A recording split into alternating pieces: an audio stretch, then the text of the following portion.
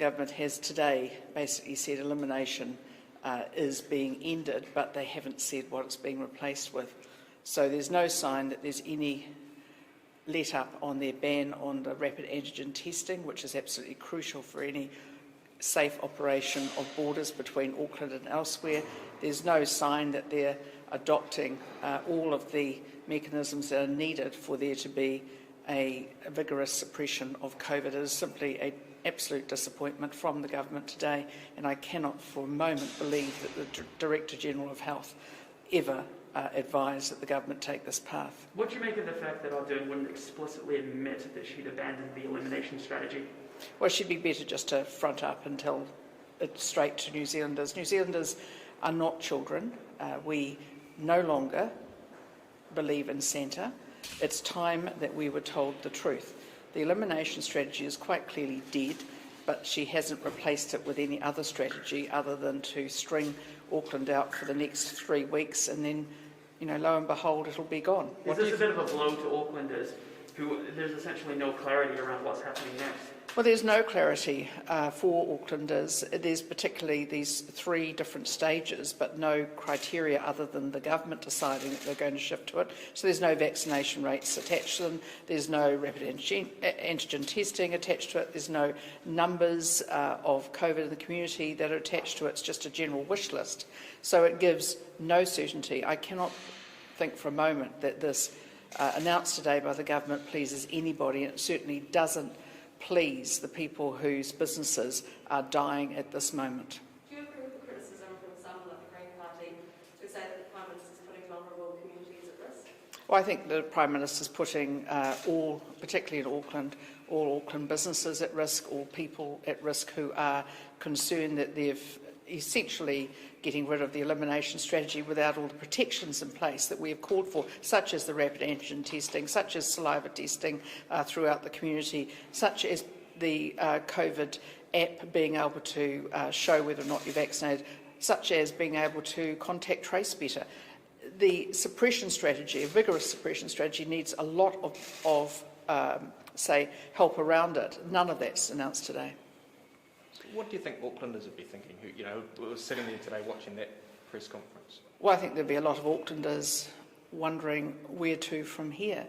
They'll be feeling, like many others in New Zealand, that the government has basically pulled up the white flag of surrender on COVID instead of having a plan as to how to open up Auckland safely and to be able to either move to a vigorous suppression strategy or to continue their elimination strategy. They've given up on elimination, but they've said today that they're transitioning it. Well, what does that mean? Was they transitioning it to what? I think treating people like we're adults and we understand and we can take bad news would be a very good start for the Prime Minister. Do you think alongside putting those businesses at risk, do you think she's also putting lives at risk? Well, I think it's pretty clear to me is that either people are just going to give up because they've got no vaccination target. There's nothing attached to it. It would be much better if the Prime Minister said, well, to get to the next stage, then let's get up to this particular vaccination rate. It would give people something to work for.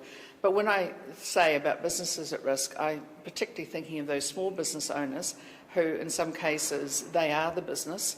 It is their business that's going, it's their home that will be sold, it's their kids that will watch their family home being sold to pay the bills, and the government is simply coming up with something that is not a plan, it's just a hodgepodge of ideas and wishful thinking. Do you think that she deliberately didn't give that vaccination target because she just knew that Auckland and the rest of New Zealand just couldn't reach it?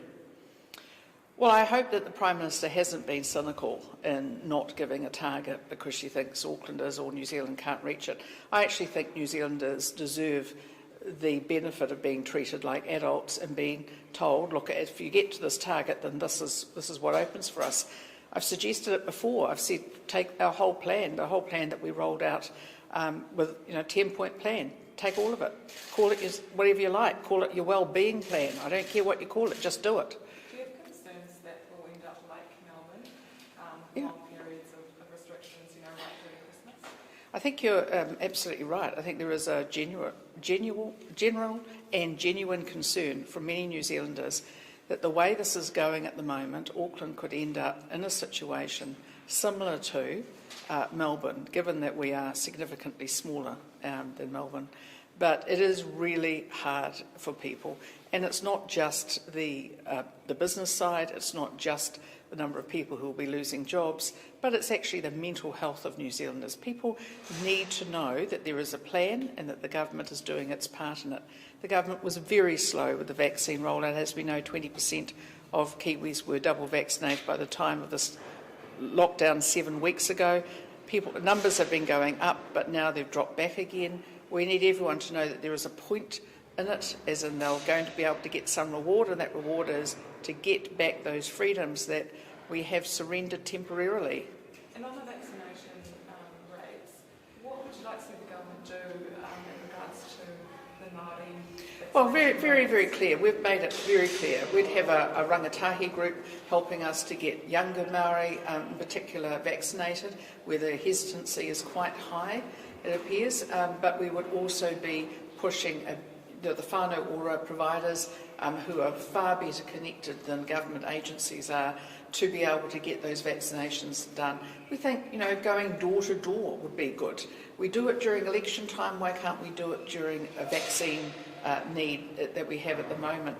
Just also getting to the marae, getting to wherever you need to be.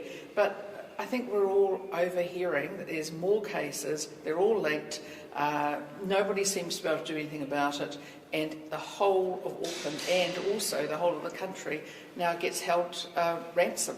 Chris Bishop said that there's no price too high to pay for just throwing everything the government can at getting vaccination rates up. Would you endorse that? I think, well, obviously when you're talking about a monetary price, there's very little. I can't think of any price that's too high.